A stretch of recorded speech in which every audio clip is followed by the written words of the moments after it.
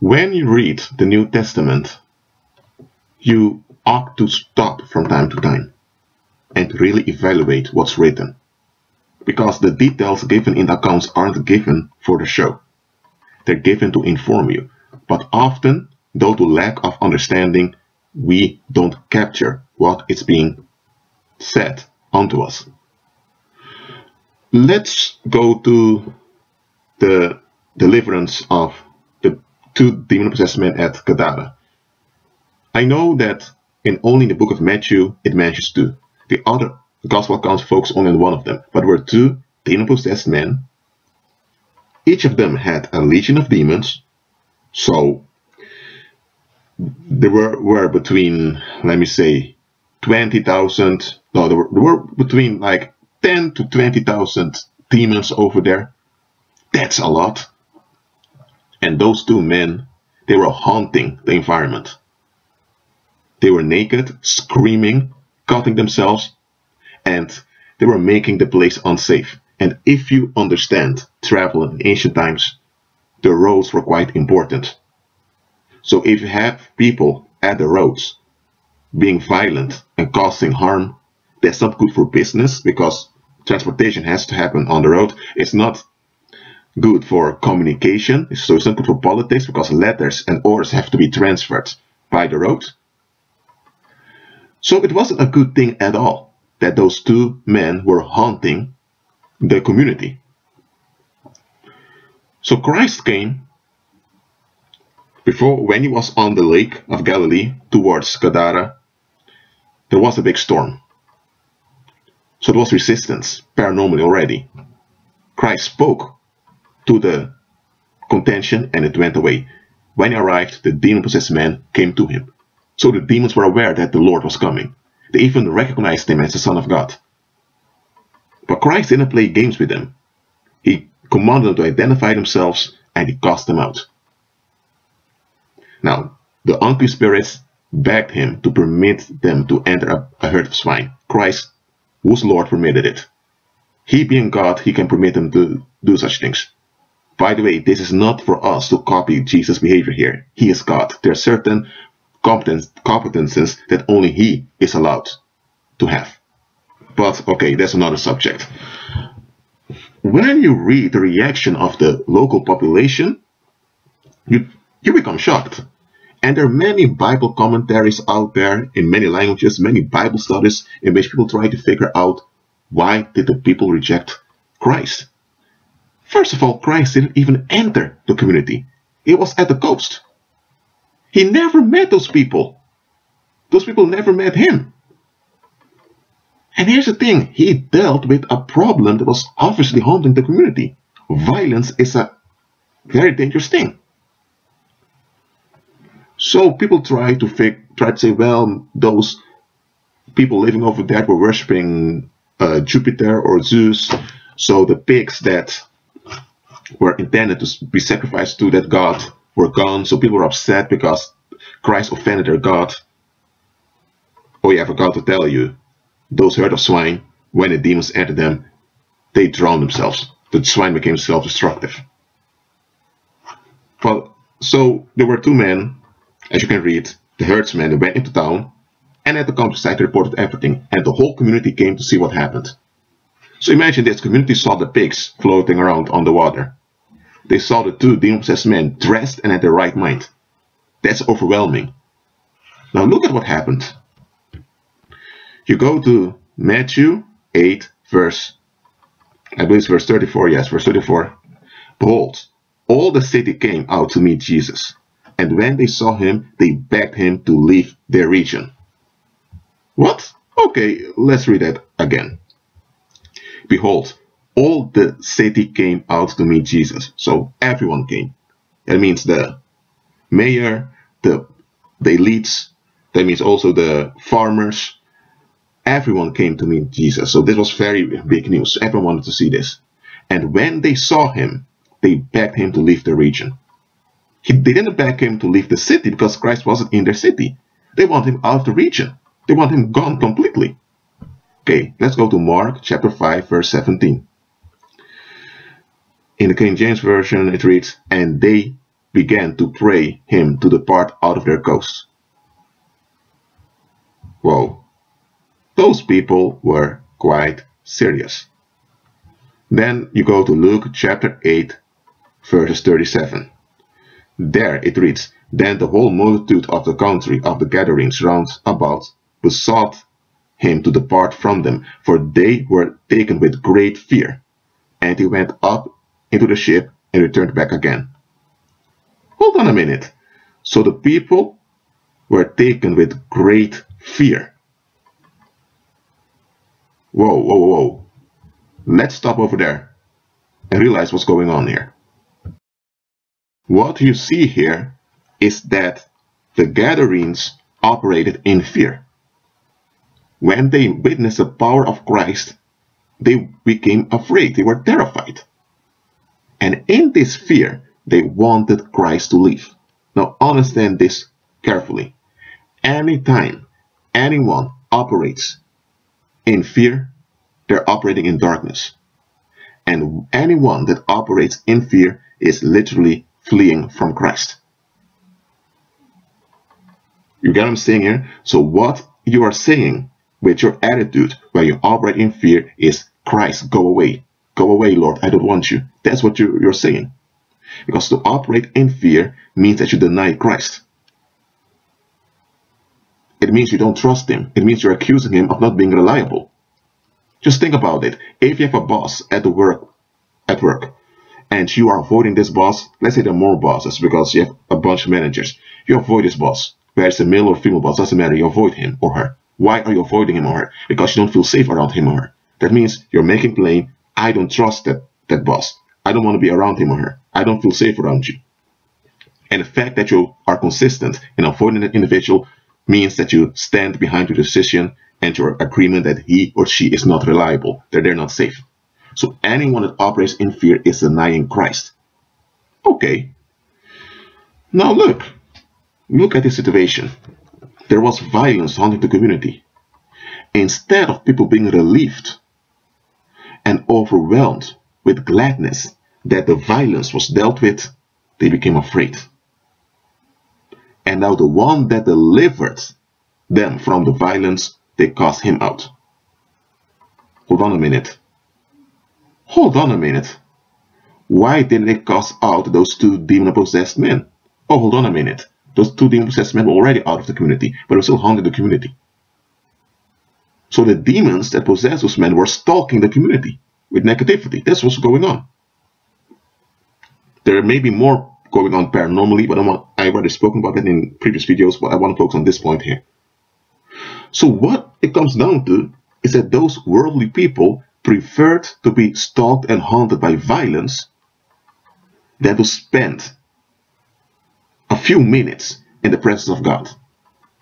They couldn't bear being in the presence of God, but they did bear years being haunted by violence. Let it get through to you. And you don't have to look long to understand why they had so much fear on them. Because there was a collective agreement amongst the people to enable the violence that was going on. Believe it or not. I'm telling you to believe it because I'm not sharing theories with you. I'm sharing facts with you here. The only reason those two demon-possessed men, that means that those two legions of demons would haunt those people, was because they enabled it. Even without Christ among the pagans, there were ways to get rid of those people. Why didn't they hire Roman soldiers to guard the place? Why didn't they hire the Romans to remove those men? They could have done that. I mean, they were under Roman rule back then. And if you had people causing violence on the Roman roads, well, Caesar's not happy with that. Also, the Roman authorities in Judea were not happy with that. Why didn't they inform the authorities to remove those men? Here's the thing, those men were at a necropolis. That means a burial place for the dead. The Greeks used to build small villages where they buried their dead. They didn't do it they didn't do it in an absolute sense everywhere, but it was common. So those men were at a burial place. But near the burial place when I was near the cemetery, there was a herd of swine. Now understand this well. Swine were the type of animals you don't want to encounter, especially near the countryside. I mean, those animals, they will ruin your crops, they will enter into your homes, they will kill you. Those were dangerous animals, especially when they were in a herd. So why would the community tolerate a herd of swine near their city and near the countryside? They could have petitioned with the Roman authorities, and the Romans would have made plain, hold on a minute, this can't happen. A herd of swine so close to a community, so close to town. They could have taken action against it, they didn't do it. Why? Here's the thing. When people are afflicted by negativity, one way to be relieved from it, honestly the only way to be relieved from it, is to transfer negativity onto someone else. In the pagan world, this is what was going on also collectively. You had the wizards or the warlocks, together with local authorities, because authorities were pagan also, Rome was a pagan empire. They would select a group of people onto whom the negative energy would be transferred onto. And those people would be overwhelmed with negative energy, and it would break them down mentally and also physically and economically. That's how ghettos are formed. So what happened was that you had those two men who were obvious scapegoats to their community. They were assigned to carry the waste of the community. So the demons hung around them, which meant that the locals were relieved. And there were swine over there because demons love swine, because swine reflects their filthy nature. Swine, in the natural state, feed off of garbage, and they carry a lot of diseases with them, and they're quite violent, all of that. Well, swine reminds demons of how filthy they are, so demons are comfortable around swine. So one way to get how the ancients used to get rid of unclean spirits was transfer them onto animals also. So you had a herd of swine where the demons could hang around, and you had two human vessels that they could possess right over there, which meant that the rest of the community could continue in their negativity, but the negative energy would be transferred onto the herd of swine and onto those two demon-possessed men. So people could continue in the negative without being challenged and without being held accountable. That's what was going on. Because you need to include the spiritual perspective also. I didn't really want to go into this video, but I feel I need to do it. So the locals there were in a satanic pact to keep those two men in the negative so that they are at ease. That is what was going on. But when Christ appeared, Christ broke down that collective agreement. Christ made plain, no, I don't take this. You will learn to repent and shall live at peace with one another. Christ made plain with his action, he doesn't take their negativity. That is why the people were so afraid. Because now that their escape has been taken away from them, I'm saying their escape was taken away from them, Christ dealt with that, the swine had drowned, now they had to deal with themselves. Now they had to come clean. Now they had to admit things. Now they had to change their ways. Now they had to submit unto Christ.